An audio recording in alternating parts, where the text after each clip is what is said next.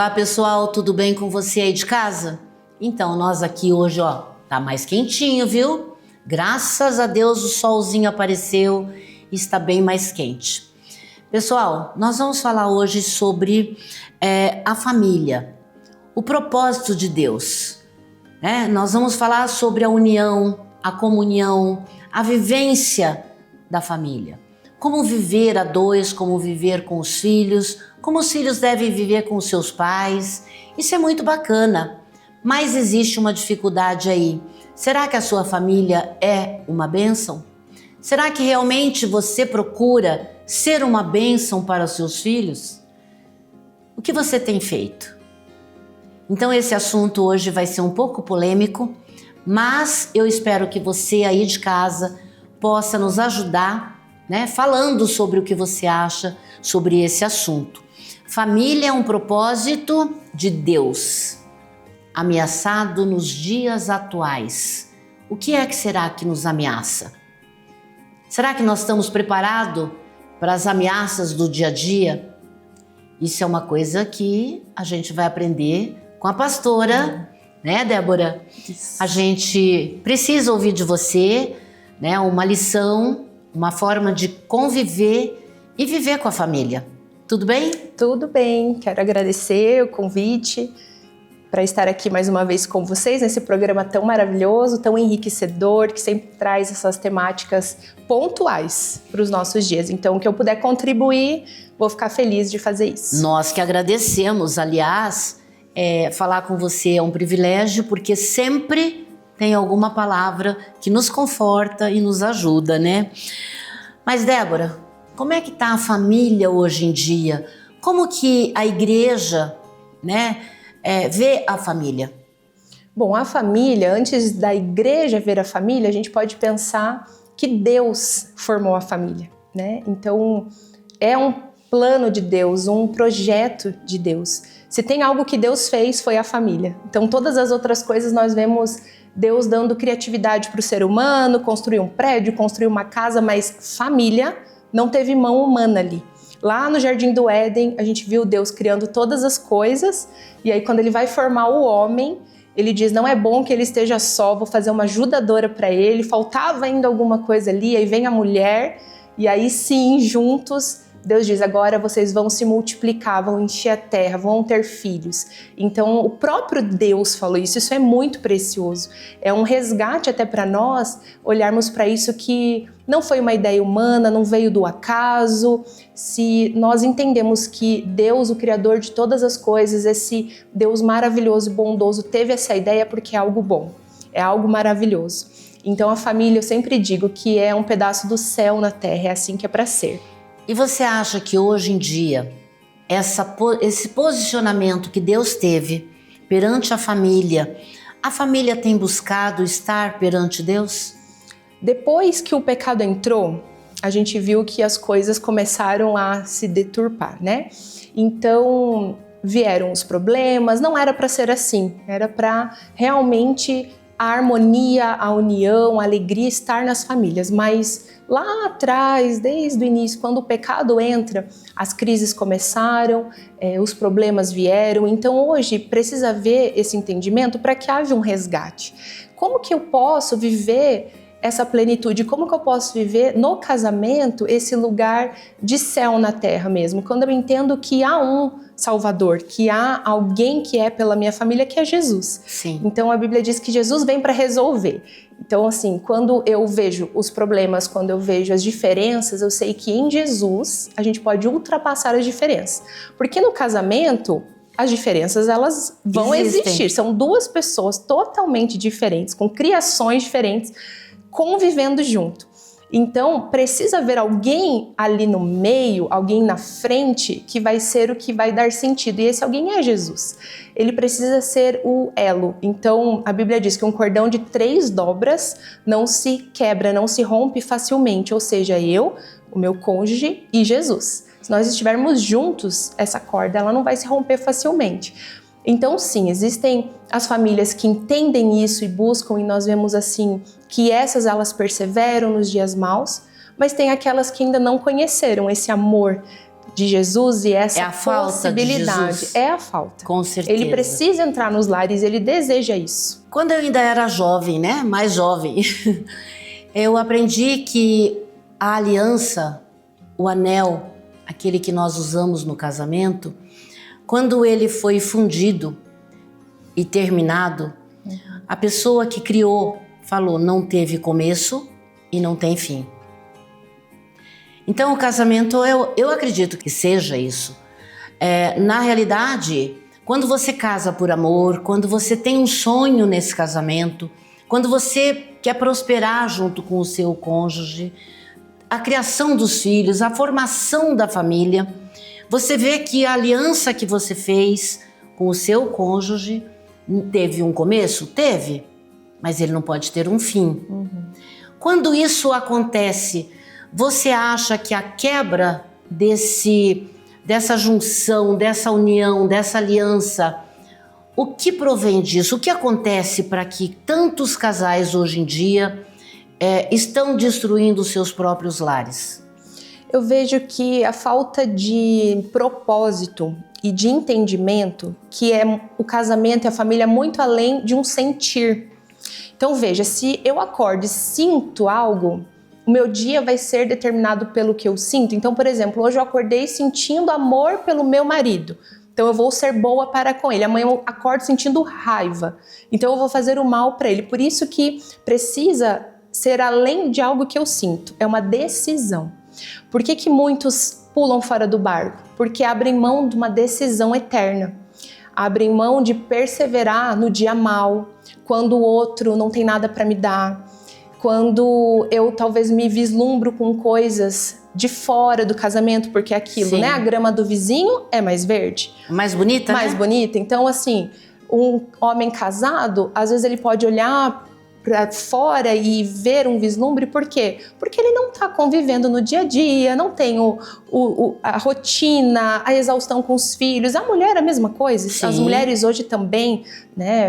Hoje o índice de mulher que trai aumentou muito, então dos dois lados. Mas se eu perder de vista que é uma aliança e não um contrato, é uma aliança e a aliança é eterna, eu possivelmente vou dar espaço na minha mente para enganos, para tentações, porque ninguém está livre disso. É o que mais tem, né? É o que mais tem, mas eu preciso me manter nesse lugar de firmeza mesmo. Eu sempre falo de Deus porque é a minha área, né? Eu ali como pastora, mas eu digo assim, a nossa aliança no altar, ali no dia do casamento, o que é? Perante Deus e as testemunhas.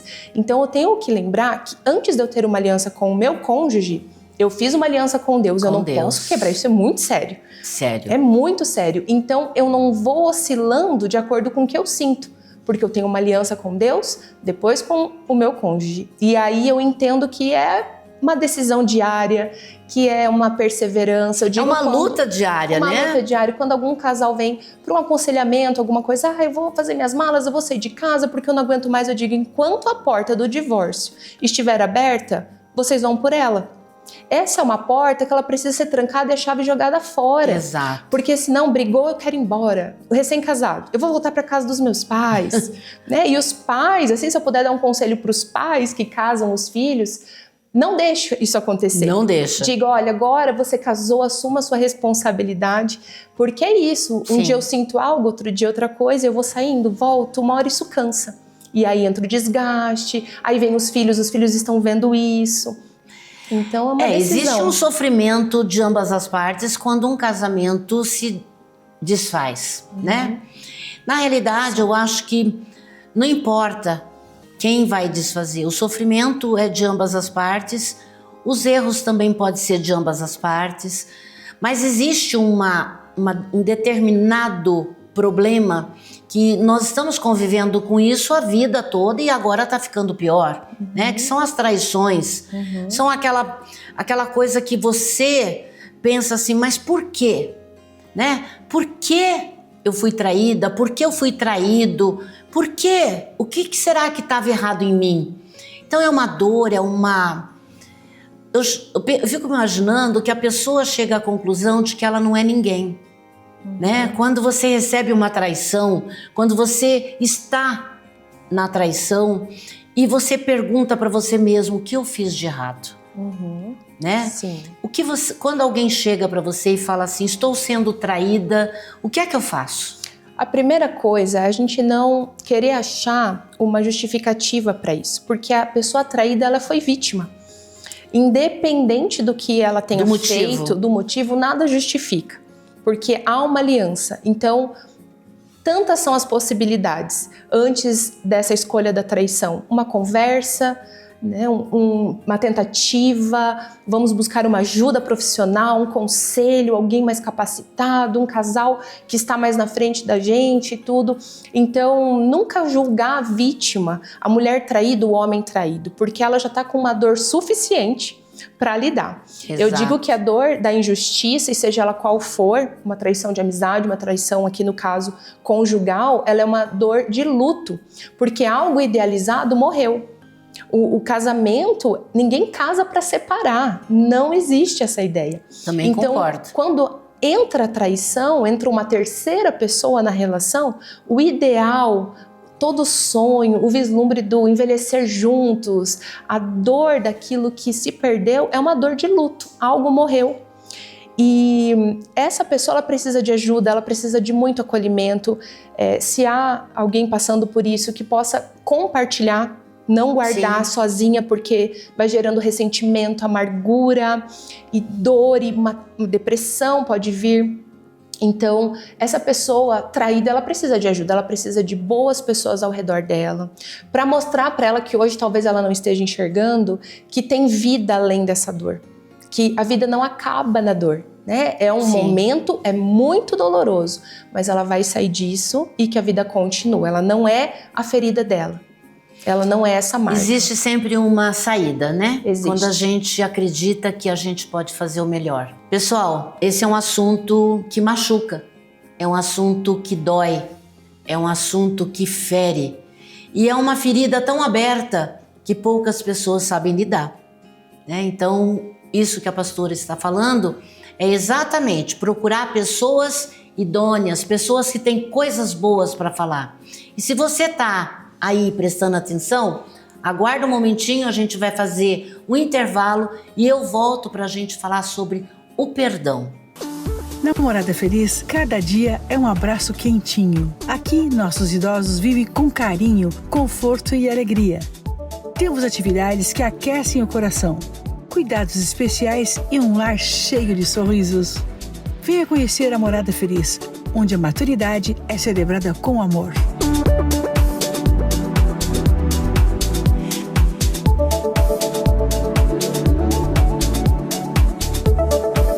E daí, pessoal, voltaram? Então, estamos aqui juntos, né? Trabalhando, falando e inovando e entendendo sobre isso. Nós falamos aqui sobre casamento. Casamento é difícil, todos os dias é uma luta, todos os dias você tem que conquistar o seu cônjuge, todos os dias você tem alguma coisa para reclamar, mas o diálogo é o que fortalece o casamento. Aquele casamento aonde não tem diálogo, aonde as coisas vão se perdendo, acaba ferindo todos os dois lados. Não existe um lado culpado, não existe dois lados culpados. Eu acho que é tanta gente culpada por uma situação que poderia ser melhor se você conversasse com o seu parceiro, com a sua parceira.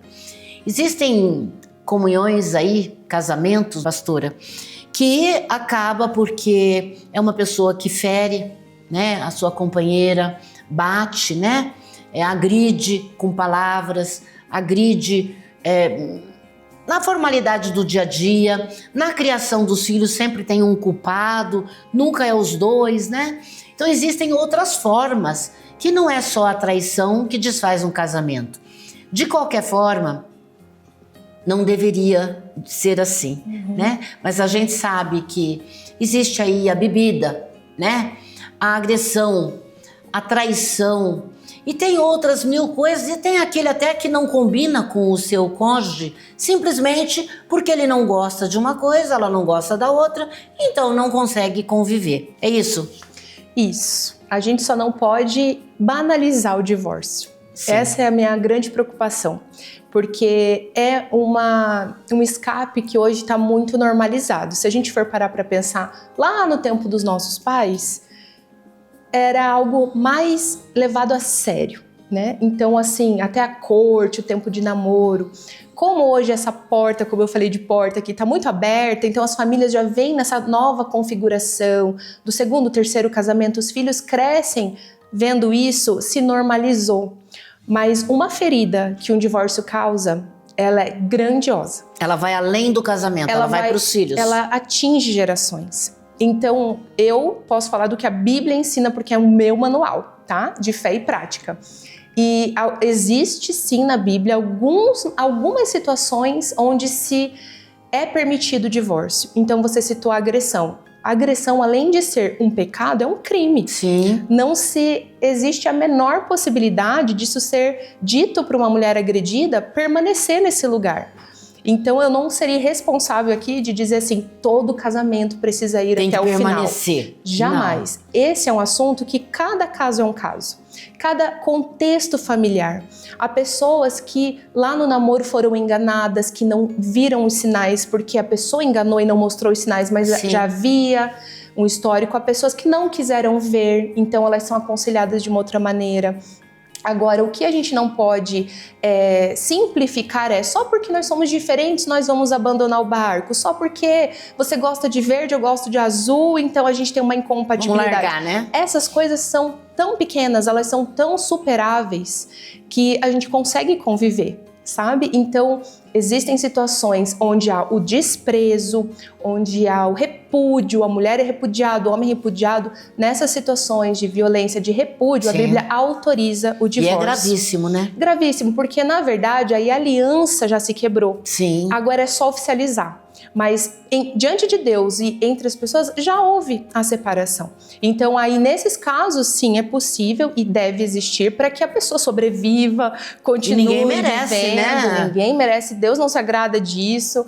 Então, cada caso, por isso que é importante não generalizarmos, não pegarmos uma receita de bolo que serve para você no teu contexto de vida, pode não fazer sentido numa outra Sim. situação. Então, a gente precisa entender a história, ouvir as dores, ver até onde já se tentou, até onde já foi. E procurar pessoas, né? A igreja tem pastora. Sábias, aconselhamento psicológicos também. É necessário, né? Ferramentas, eu digo, sabe? A gente precisa de ferramentas. Às vezes eu não tenho todas na minha mão, mas outra pessoa pode me ajudar com uma história de vida que ela já superou, já viveu mais coisas do que eu e vai poder me ajudar. Sim. Uma mãe conselheira, uma avó. Como a gente aprende com as gerações que estão à frente de nós. É então, verdade. Tudo isso é ajuda. Existem várias formas de você salvar o seu casamento.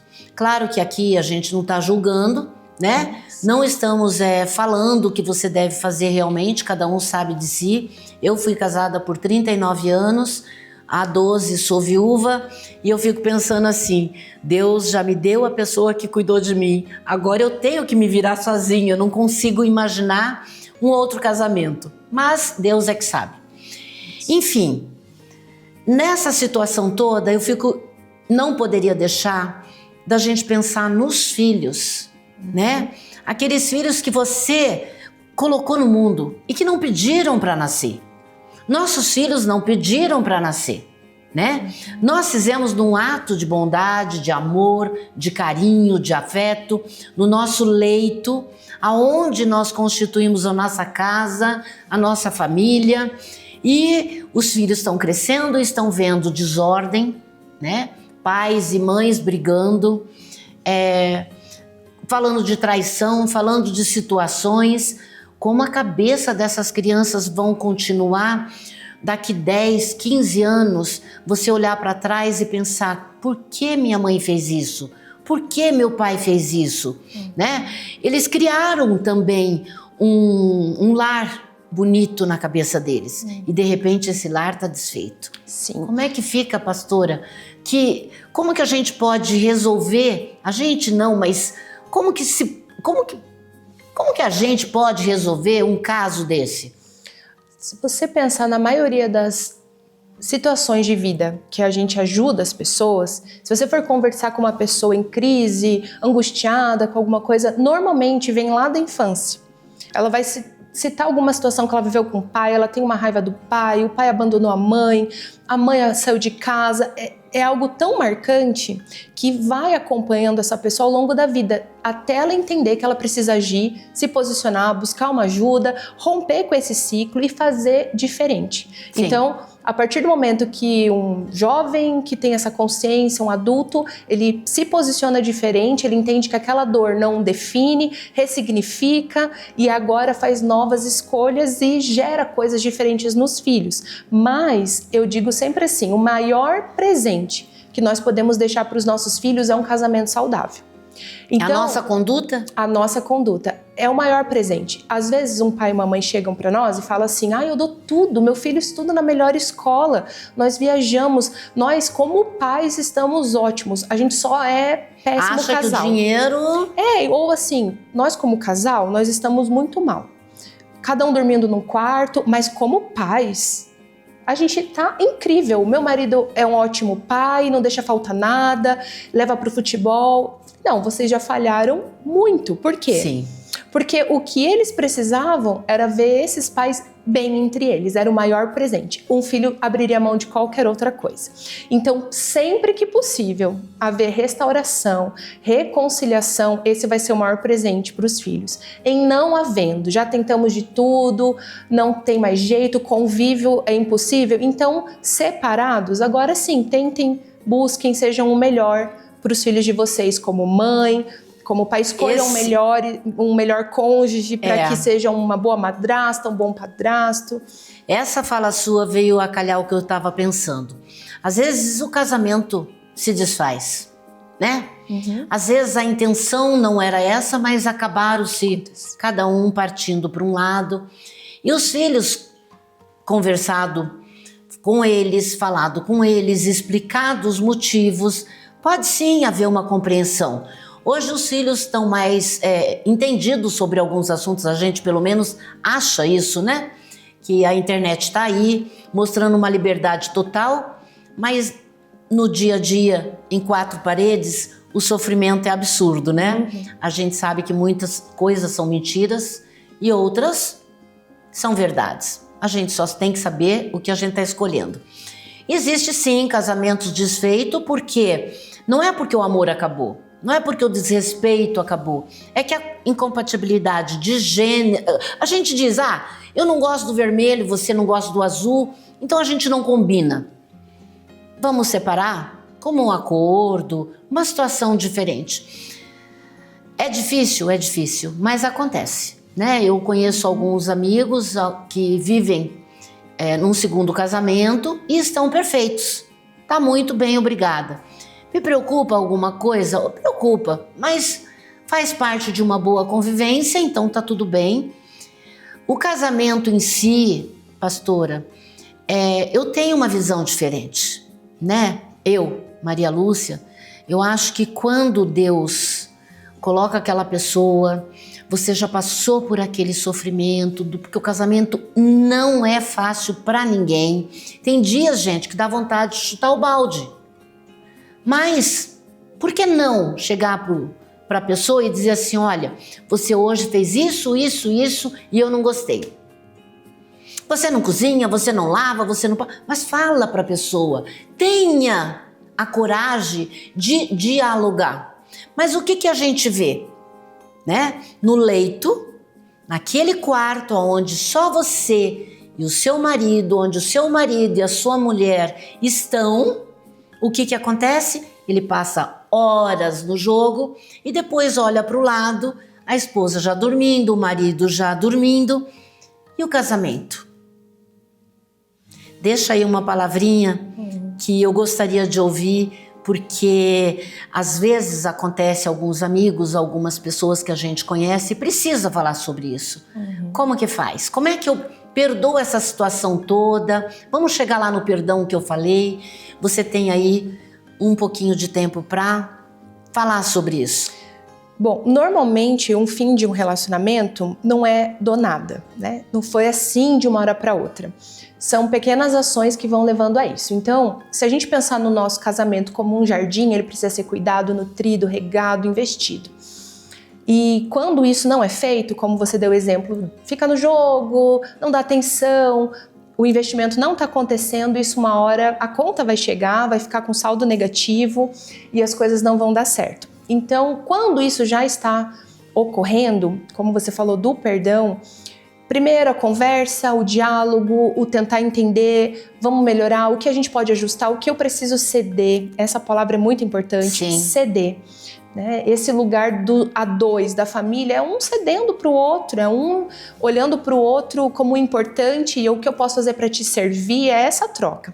Então eu cedo aqui, você cede dali e a gente vai se ajustando para que haja mais tempo de qualidade, para que haja mais investimento. A partir do momento que entrou uma ferida, como eu falei, do amor ser um sentimento, o perdão, do amor não ser um sentimento, o perdão também não é.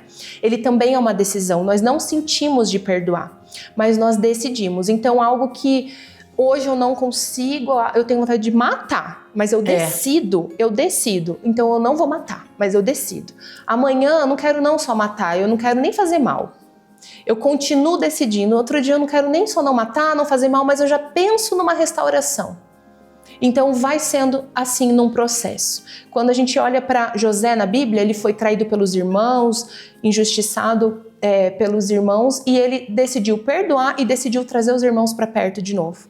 Então é uma decisão, é algo que a gente precisa se posicionar, ver o cenário, entender as circunstâncias também, não se anular, porque a gente também tem o nosso valor e isso precisa ser levado em conta. Deus ama as pessoas, Deus ama aquele que nos feriu, mas Ele também nos ama. Então, assim, não é só o perdão que vai alcançar o outro, mas eu também me liberto daquela ferida, eu também paro de ficar sofrendo com aquilo e eu sigo. Verdade. Eu sei que a gente tem muita coisa para falar sobre isso. Eu vou trazer ela de novo, quem sabe a semana que vem.